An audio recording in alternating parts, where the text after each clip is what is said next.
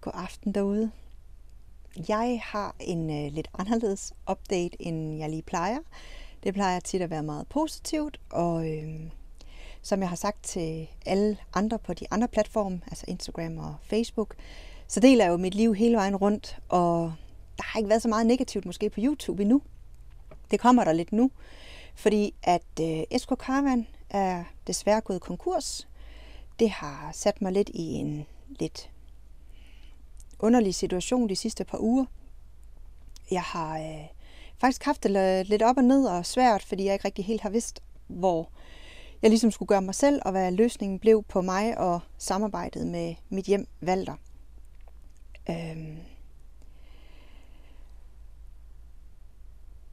Jeg, som I nok kan se, så er jeg meget påvirket af det.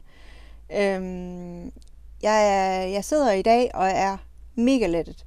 Altså sådan mega lettet og glad. Der er kommet en løsning.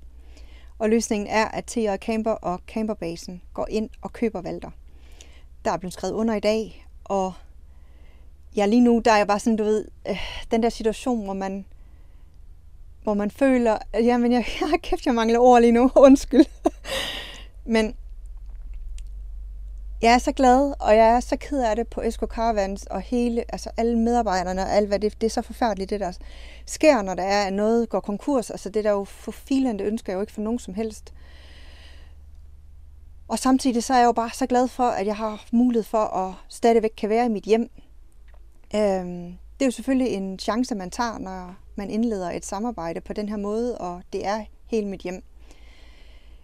Jeg har i forvejen lavet en aftale med TJ Camper og Camperbasen om, at jeg skulle køre for dem per 1. oktober.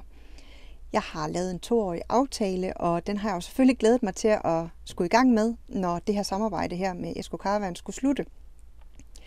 Det hele har jo så bare taget en lidt anderledes drejning, kan man sige, i og med, at det her er sket.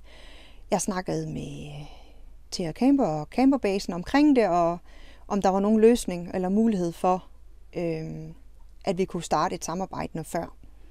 De er simpelthen gået ind i det med åbne arme og valgt at sige ja, og sammen med kan man sige, advokater og det hele, er der nu styr på sagerne, og jeg har nu et hjem, og jeg kan blive på Island, og der er mere ro i maven.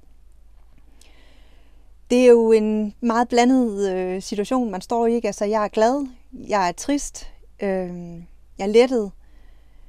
Jeg har været så usikker, og det har man jo også kunne mærke en hel del på de andre platforme, fordi at jeg jo laver stories der til dagligt, og folk har skrevet til mig, folk har vidst, at SK Caravan var gået konkurs, og har fået rigtig mange søde beskeder om, hvad der skulle ske med mig. Jeg har ikke rigtig kunne forholde mig til så meget af det, fordi jeg har ikke anet, hvad der skulle ske. Men nu er der en status, og det blev lidt jeg ved det ikke, lidt anderledes status fra min side af. Jeg er måske sådan ikke lige så meget, som jeg plejer, men jeg har været lidt påvirket af det her. Men jeg synes selvfølgelig, at I her på YouTube også skulle have en update. Det har alle de andre fået på Instagram og Facebook og på min blog.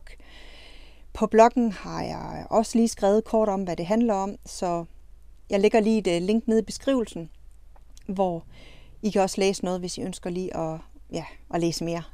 Jeg er lidt fra den, det beklager jeg, men jeg vender helt sikkert stærkt tilbage.